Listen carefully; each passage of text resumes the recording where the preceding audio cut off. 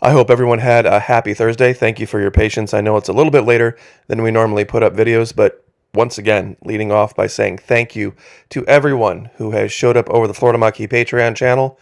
You guys are making a huge difference in my life. Creators on these platforms these days, it is a very, very difficult existence, but slowly we are starting to whittle away at the monopoly that this particular platform has. It's only $1 over there per month, even less if you sign up for an entire year. We can partner with Vimeo, take the gloves off, and more importantly, and most importantly, I should say, if the content is not for you, first 90 days, fully refundable, no questions asked. Would love to have you over there. But in today's video here, I would like to ask my audience a very honest question. And it has to do with a particular image I found some time ago that seems to be a little bit out of place. We covered this over a period of about 2 weeks. It seems like a very Gothic European house. There are some strange cylinders tucked in behind it, but it's way out in these frozen mountains. And the doorways seem like they're more for perhaps a giant than they would be a normal person. The lights are way down here where a normal person would light them, but the opening is way up here, almost as if giants perhaps would have had servants that would have taken care of such things. So what is this image from? Now, here's a question that I have. Many people have pushed back and said, Florida Maquis, it's a painting. If you had an actual picture of it, maybe we could divine something from this. So you're saying because it's not a picture taken with a camera that it can't possibly be real or be used as any kind of evidence of anything. Well, the vast majority of UFO reports and reports of giants and history occurred long before we had photography. Photography's only been a thing since about the late 1800s. What about every single thing that existed prior to that we have record of? Did all those things not exist, or do we discount everything that happened before photography? I put this image up in Antarctica next to it to kind of prove the point. This individual right here, this giant from Game of Thrones that everybody saw and was like, wow, how'd they do that? They'd say, well, it's CGI. It's partially CGI, yes. This is a real individual, a real man. He was 7 feet 7 inches tall. 7 feet 7 inches tall. Rest his soul, he did pass away not very long ago. But they made him out to be, with some enhancement, look to be about 18 feet tall or 19 feet tall. So it was a combination of things. So does that make him real or not real? Well, it's a real individual. It was a real man in a real costume who was incredibly tall. This is the guy here to the right.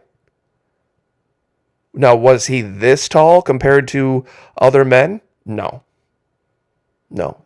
They used all sorts of tricks of whatever to enhance things. But that doesn't mean it's not real. Here's another great example, and this is the question that I really have. If you go to a place or the internet like YouTube or any other platform that deals with video and pictures, and then you turn around and say, because something is a picture, it can't be believed because pictures can be manipulated, why would you go to that platform to begin with? See, this is the Mountain, the Game of Thrones actor, huge, absolutely enormous bodybuilder, Hafthor Bjornsson. And this shows what he looked like in the show and what he's looked like since he's decided to rip up and get shredded. But here he is in real life next to Arnold Schwarzenegger, and this guy here was in True Blood, I believe. He played one of the werewolf characters, really tall guy. So you can see in real life, he's a very, very big guy. But he has a wife, and he has a kid. Now, he's real, but this is just a picture of him. If I wanted to, I could get Photoshop out and I could make him 10% taller or 15% taller, or I could make her 10 or 15% shorter. But it wouldn't really change anything. The man is a real man. When you look at a picture like this, you think, wow, this guy's way bigger than the mountain. But he's not. It's all about the size of the person standing next to him. You're like, wait a minute, that guy is way bigger than the mountain. He's not. This is the guy right here to the left, and here's the mountain. It's about the same guy. These are the Stoltman brothers. See, just like with pictures, and I guess this is my point about this, pictures and video and even artist rendering, and it's all about relative size and relative believability. There are AI features, things that you can download, programs, where you can take a picture like this and you can put it into the AI and it'll spit out something that looks like an actual photographic image of it. Now, I could have done that and said, what is this? What is this photo of? Where is this picture? Where is this? That would have been dishonest. But that doesn't mean that this doesn't exist. Just because that could have been done, it wasn't done. This is the point that I guess that I'm making. If what we talk about here is so fantastic that it's almost unbelievable, I can understand that because we don't encounter giants in our daily life and we don't visit Antarctica every single day, then it might be hard to believe.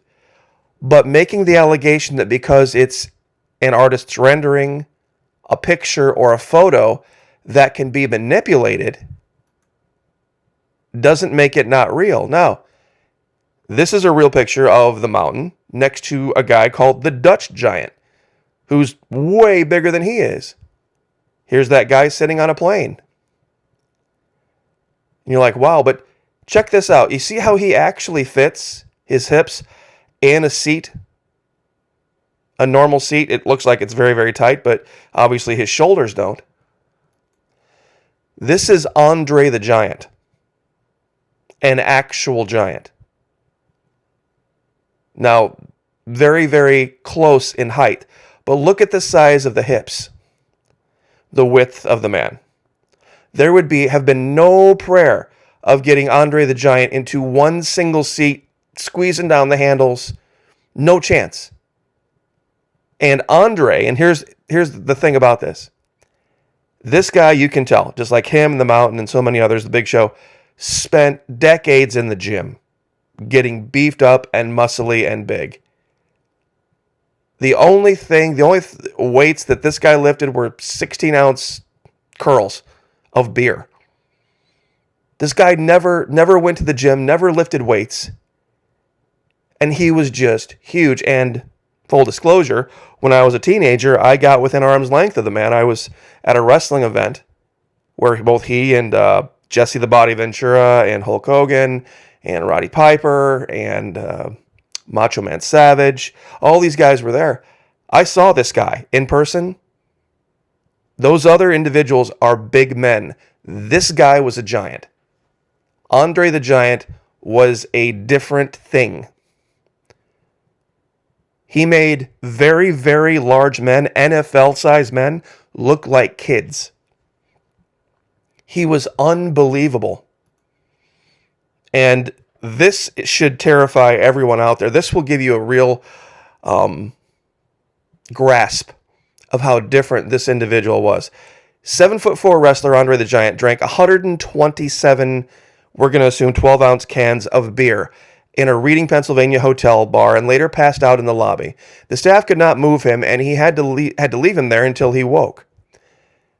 Okay, guys, big drinker. Do the math on 127 beers. 127 12-ounce beers comes out to 95.25 pounds of fluid that went into and out of that man in one day. That means he drank almost 100 pounds of fluid weight. Now, let's assume he went to the bathroom 10 times that night. That means at any one time, he had 9.52 pounds of fluid in his bladder at any one time, which would be over a gallon. His bladder was over a gallon. Now, I defy anyone out there to hold a quart of fluid. That's way more than even the largest individuals can hold. And this guy had a bladder that was larger than a gallon. This guy, and this will give you a real good idea, almost 12 gallons. 2 giant 6-gallon bottles of fluid he drank in one night that went into and out of his body. Most people would have a hard time doing this in a week. 127 beers. 127. It's a case, 24. So five cases in a night. 5 cases and a 6-pack. Just that's not human. And this is what Andre would have looked like standing next to the actual tallest man that ever lived. Many people met and shook hands with and saw Robert Wadlow, I believe is his name. Yeah, Robert Wadlow, 8 feet 11 inches tall and weighed 450. Now, Andre was closer to 500, so this guy was very sickly, but he had a wife and had a kid. But once again, well, Florida Maquis, it's a black and white picture from way back. How can we trust pictures? It's just, pictures can be photoshopped. This can't be real. If you're on YouTube and you're on the internet and you're looking at a screen that depicts images, whether it's a phone screen or a computer monitor, a TV, or whatever, and you're decrying the use of photography and pictures and video because they can be manipulated, why are you even here? You technically wouldn't or couldn't believe anything at all, whether it was reasonable or unreasonable. That would be my question. If you're at a platform, once again, that deals solely in pictures and video, but then you're saying the reason I don't believe this is because it's pictures or video, so is everything else. So is everything else. How could you believe anything? I threw this in because I thought it was a great picture. This is the guy that played Jaws in the Bond series back when Roger Moore was playing James Bond. Huge guy, 7 foot something, Richard, I can't remember his last name right now. 1963, black and white, I Dream of Jeannie footage. Show you how big a guy this was. And the vast majority of UFO sightings that have ever been reported have been reported prior to flash photography, any kind of photography at all, even daguerreotypes. Go back and look through the history books where they report seeing things like this in the sky because they couldn't get photography, they couldn't get a picture of it, that they had to create some type of an artist's rendering. Does that mean it never existed? Did King David from the Bible never exist because the only image we have of him is a statue? The only image we have of King David is Michelangelo's statue. So that mean he never existed? Because, well, it's just a sculpture. The U.S. military created 2 of these snow cruisers to go look in Antarctica. This is an artist's rendering of one. Does that make it not exist? Because it's an artist's rendering? And this one is my favorite. This one is really kind of messes with your mind. There was an actual creature that lived historically. They have the bones that had this giant wingspan. And so they reconstructed the bones. They created this image, this false statue. They articulated it. Then they put a giant post out in the middle of the water right here. And they mounted it in a museum of these types of creatures.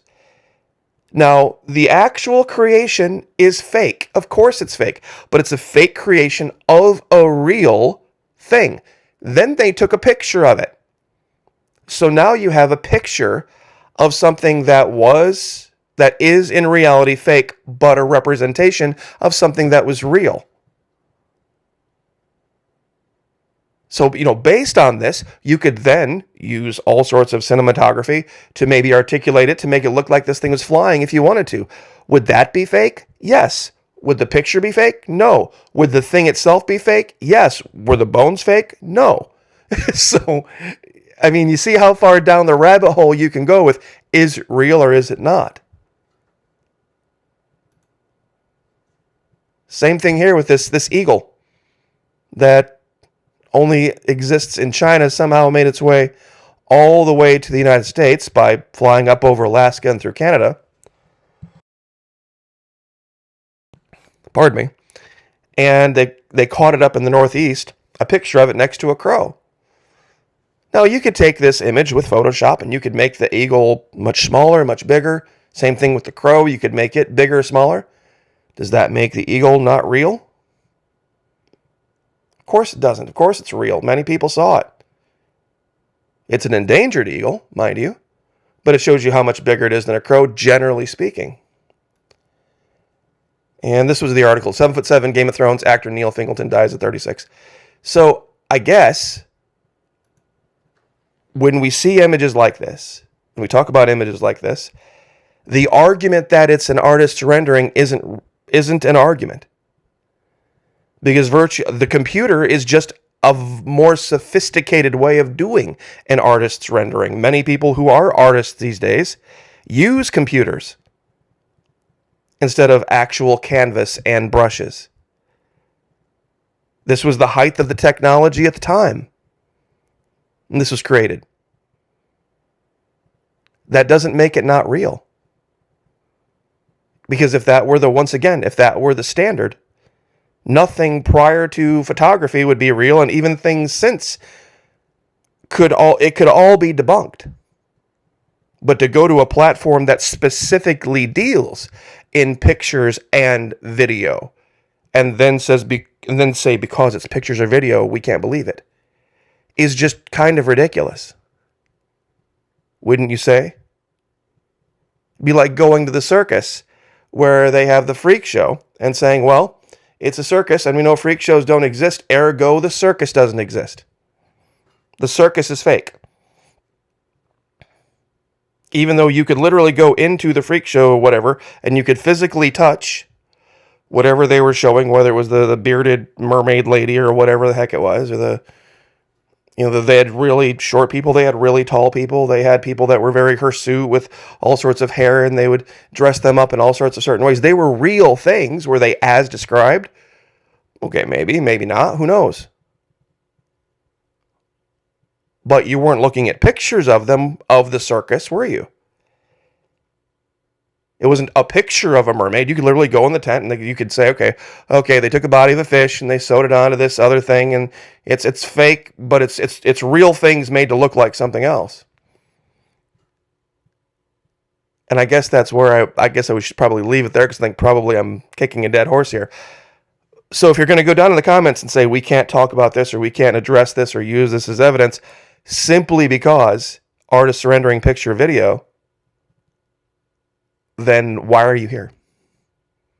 So, but those of you who are at Patreon and understand this level of psychological operation, thank you very, very much for being there. I appreciate it. It's making a huge, huge difference. This is the only way. This is the only way to fight the censorship, the shadow banning, the redaction, is to stand up and say, you know what, in reality, I'm going to make a difference. I'm going to make a statement about what I value. $1 US is all it takes. God bless. Like, share, subscribe, and we'll see you guys next time.